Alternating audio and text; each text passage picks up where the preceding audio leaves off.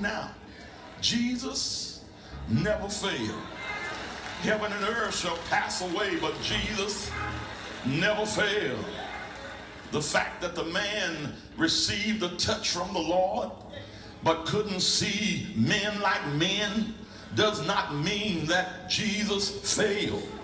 How many times have I told you that when I was a little boy, and I remember when commercial television really made the market, somewhere back in the mid-40s. And I can remember when we got our first television set.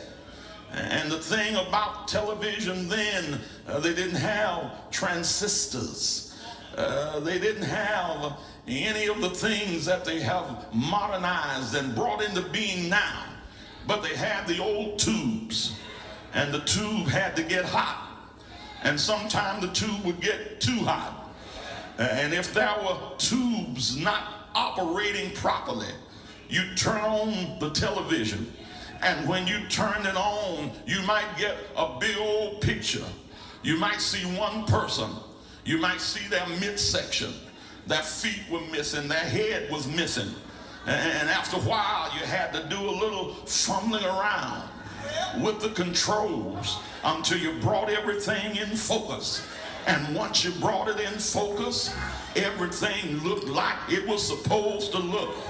Jesus didn't fail, but when he laid his hand on the man, after having spit in his eyes, the only thing Jesus did was took a blind eye and turned on the sight. The first touch turned on the sight, but it took the second touch to bring everything into focus. I want you to know that sometimes he'll touch you and he'll let you know there's a gift in you. There's a gift to sing. There's a gift to speak. There's a gift to do a great work for God. But it takes a little while before that gift is really put into focus. He brings you in, but you don't have to run at that point, because he said if your gift is prophecy, wait on it. If your gift is ministry, wait on it. Whatever it is, I see David. David tells me that when Samuel found him as a shepherd boy, he anointed him to be king over Israel. But he was anointed, but he still wasn't ready. He had to run from Saul. Y'all don't hear what I'm saying? He had to go through some stuff. And finally, he got anointed a second time. And at this point, he was ready to be king over one tribe. But it wasn't until he was anointed the third time until he became the king over all Israel. Maybe he's touched you one time, but if you want him to perfect his work, you ought to say, Lord, touch me again. Thank you for the first touch. I need another touch.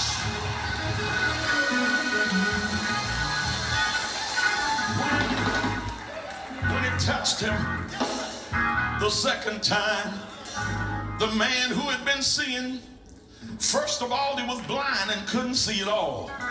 After the first touch, he saw men, but men didn't look like men. They looked like trees. But when Jesus touched him the second time, he could say, I can see clearly now. Anybody in here got your second touch? Stuff you didn't understand. People that you hated. Stuff that you just felt like was unnecessary. You thought it was all right to go to church, but you thought it was ridiculous the way we shouted and danced. You thought it was all right to put your name on the book, but you didn't want no part of that speaking in tongues.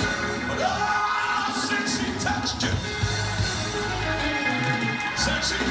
a second time, you say, I see things different now, and I'm willing to give God the glory.